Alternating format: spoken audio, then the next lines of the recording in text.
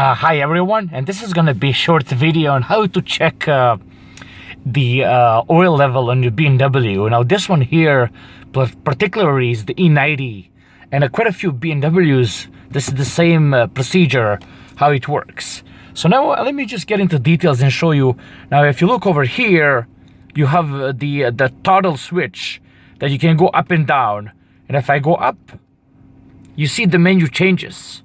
So if I go up again, you have check control. If I go up, this is your engine oil logo right there. Now what are you gonna do? There's a BC button right there, and you're gonna press, and over here you're gonna get your oil level. So if you look carefully, recently I've done my oil and it's topped up all the way to the top. And that's pretty short video how you change your oil on the E90, on the E60, and a lot of BMWs that I'm gonna include down in the description.